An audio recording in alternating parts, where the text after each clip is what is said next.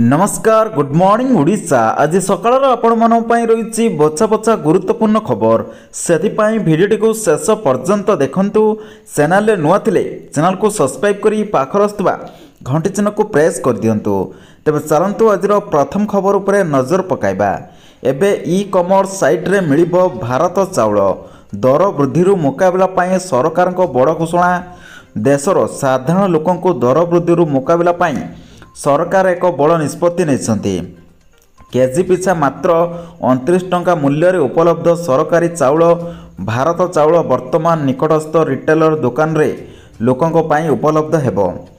अद्यवधि सरकार एहाकु केवल mobile van माध्यम सीमित ढंग से बिक्री करुछंती। आसंता सप्ताहर एही नवा योजना आरंभ हेबो। खुचुरा बजार रे अत्यावश्यक खाद्य सामग्रीर मूल्य नियंत्रण करने को सरकार यह पदक्षेप नहीं। एहासह देशर साधारण लोकंकु सस्ता भारत चाउल वितरण करने संभव हेबो। केवल एतिक नुहे चाउल कलाबजारी करुथिबा लोकंक विरुद्ध रे सरकार मध्य कार्यानुष्ठान नेबाकू योजना करुछंती।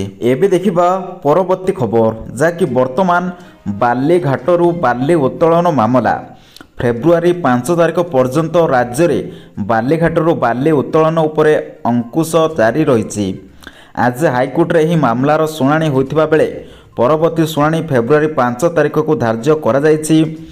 आज मामलार शुणाणी समय सरकार पक्षरु सत्यपाठ जरिया पूर्व जारी कर जायथिबा विज्ञप्तिर आंशिक परिवर्तन संपर्क तथ्य रखा जायथिला। पूर्व जो 15टी बालीघाट को बंद करा जायथिला परे ताहाको चालू करने को दिज्व घटना को बद सृष्टि होता। एबे ताहाको संपूर्ण बंद करा जिबा सहित कारण दर्शाओ नोटिस जारी करा जायछि बोली हाईकोर्ट को अवगत करा जायछि। एबे देखिबा परवर्ती खबर जाकि वर्तमान केंद्र सरकार को दमदार योजना मासको मिलिबो 3000 टंका जहाँकि जो योजनार ना हेउछि पीएम श्रमयोगी मानधन योजना। एही योजनार मासको मात्र अल्प टंका विनियोग करी आपण उपकृत होई परिबे। तेबे आसंतु जानिबा ए योजना संपर्क में जहाँकि पीएम श्रमयोगी मानधन योजना रे विनियोग करबाकू हेले बयस समयसीमा धार्य करा जायछि। एथिरे विनियोग करबाकू हेले उपभोक्ता को 18 रु 40 वर्ष होइथिबा आवश्यक। विशेषकर सरकार असंगठित क्षेत्र सह जड़ित लोकों पई एही योजना आनिछंती। जदि जन श्रमिक 18 वर्ष बयस रे एही योजना विनियोग करंती तेबे तांको प्रति मासरे 55 टंका देबाकू पड़िबो। आउ एपरी आपण को 60 वर्ष जाए देबाकू पड़िबो। आपण को 60 वर्ष बयस हेबा परे एही योजना अधीन प्रति मास 3000 टंका पेंशन आकार मिलिबो। एबे देखिबा परवर्ती खबर आजिर सोना दर उपरे नजर पकांतु। आजिर 22 कैरेट गोल्ड 1 ग्राम को रही 5830 टंका, 8 ग्राम को रही 46460 टंका, 10 ग्राम को रही 58360 टंका।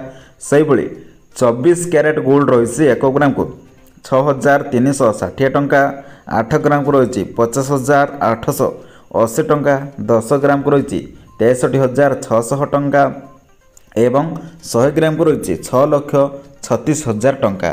तो आपण माने जानिले उड़ीसार राजधानी भुवनेश्वर रेट। एबे देखिबा परवर्ती खबर जाकि वर्तमान नियागला बड़ निष्पत्ति एणिकी कर्मचारी माने सप्ताह को केवल 4 दिन काम करेंगे जहाँकि वर्तमान आसला गोटे बड़ अपडेट जहाँकि बैंक कर्मचारी माने सप्ताह को 5 दिन काम करेंगे और 2 दिन छुट्टी पाइबे। एही सप्ताह कार्यकारी नहीं भारतीय बैंक संघ पक्षरु बहु पूर्व दाबी होई आसुची। सेहीपरि नुआ लेबर कोड लागू हेले कर्मचारी माने सप्ताह को 4 दिन काम करने सह 3 दिन छुट्टी पाइबा नहीं मध्य पाखापाखि 2 वर्ष पूर्वे चर्चा होइथिला। वर्तमान कार्यस्थल और कार्य समय को कोहल करने भविष्य पई जरूरी बोली प्रधानमंत्री नरेंद्र मोदी पूर्व कहते। एपरिकी एहा उपरे केंद्र श्रम मंत्रालय काम आरंभ कर देइथिबा मध्य नहीं कहुला। कर्मचारी माने सप्ताह को पाखापाखि 70 घंटा काम करने को नहीं भारतर वितर्क आरंभ हो जाइछि। तेबे एहा मध्यरे एक बड़ निष्पत्ति निया जाइछि जे एणिकी कर्मचारी माने सप्ताह को केवल 4 दिन काम करेंगे बाकी 3 दिन छुट्टी पाइबे। एबे देखिबा परवर्ती खबर जाकि आपणको पाखरे राशन कार्ड अछि कि ताहाले जानतु मोदी सरकार को एक बड़ निष्पत्ति नैछंती। जदि आपण जणे राशन कार्डधारी तेबे कहा जाय पारे जे एथिरे अनेक लोक उपकृत हेबे। तेबे सरकार जो निष्पत्ति नहीं ଏବଂ କିଏ ଉପକୃତ ହେବେ ଜାଣନ୍ତୁ। ତ ବର୍ତ୍ତମାନ ମୋଦି ସରକାରଙ୍କ ପକ୍ଷରୁ ଆସିଛି ଯାହାକି AAY ପରିବାର ପାଇଁ ସାଧାରଣଙ୍କ ବଣ୍ଟନ ଯୋଜନା ବା PDS ମାଧ୍ୟମରେ ବଣ୍ଟନ ଯୋଜନା ଚିନି ସବସିଡି ଯୋଜନା ସମ୍ପ୍ରସାରଣକୁ 31 ମାର୍ଚ୍ଚ 2026 ପର୍ଯ୍ୟନ୍ତ ଅନୁମୋଦନ କରିଛନ୍ତି।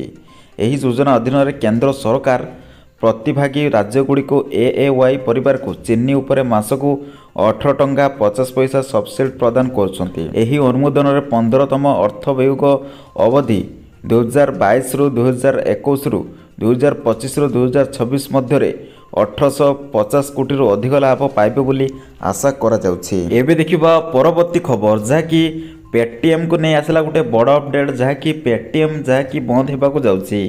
ଯାହାକି ପେଟିଏମ୍ ୱାଲେଟ୍ ଉପରେ ମଧ୍ୟ ରୋକ ଲଗାଯାଇଛି। ହେଲେ ଆପଣ ଏହାକୁ ଫେବୃଆରୀ 29 ଯାଏଁ ବ୍ୟବହାର କରିପାରିବେ। ପରେ ଏଥିରୁ ରିଚାର୍ଜ କରିହେବ ନାହିଁ। ସବୁଠାରୁ ଭଲ ବିକଳ୍ପ ଯେ ଆପଣ ନିଜର ୱାଲେଟ୍ରେ ଥିବା ଟଙ୍କାକୁ ନିଜର ବ୍ୟାଙ୍କ ଆକାଉଣ୍ଟ ବା ପେଟିଏମ୍ ପେମେଣ୍ଟ ବ୍ୟାଙ୍କ ସହିତ ଅନ୍ୟ ବ୍ୟାଙ୍କକୁ ଟ୍ରାନ୍ସଫର କରିପାରିବେ। ଏହା ସହିତ ପେଟିଏମ୍ର ଫାଉଣ୍ଡର ବିଜୟ ଶେଖର ଶର୍ମା ନିକଟରେ ଏହି ପୋଷ୍ଟ ଜରିଆରେ କହିଛନ୍ତି କି ପ୍ଲାଟଫର୍ମରେ ସମସ୍ତ ସେବା ପୂର୍ବ ଭଳି କାମ କରିବ। ଫାଉଣ୍ଡର ବିଜୟ ଶେଖର ଶର୍ମା ସୋସିଆଲ ମିଡ଼ିଆରେ ପ୍ଲାଟଫର୍ମ Xରେ ସୂଚନା ଦେଲେ କହିଛନ୍ତି କି ପେଟିଏମ୍ ଫେବୃଆରୀ 29 ପରେ ମଧ୍ୟ ଚାଲିବ ଏବଂ ଗ୍ରାହକ ଏଥିରେ ପୂର୍ବ ଭଳି ବାଲାନ୍ସ ଟ୍ରାନ୍ସଫର ପେମେଣ୍ଟ ଆଦି କରିପାରିବେ। ଏହା ସହିତ ସେ ଏହାର ୟୁଜରମାନଙ୍କୁ ଧନ୍ୟବାଦ ମଧ୍ୟ ଜଣାଇଛନ୍ତି। ତ ଆପଣମାନଙ୍କର ଯଦି ପେଟିଏମ୍ ରହିଛି ତେବେ ଆପଣମାନେ ଯେକୌଣସି ବାଲାନ୍ସ ରହିଛି ଆପଣମାନେ ଅନ୍ୟ ଆକାଉଣ୍ଟକୁ ଟ୍ରାନ୍ସଫର କରିନିଅନ୍ତୁ।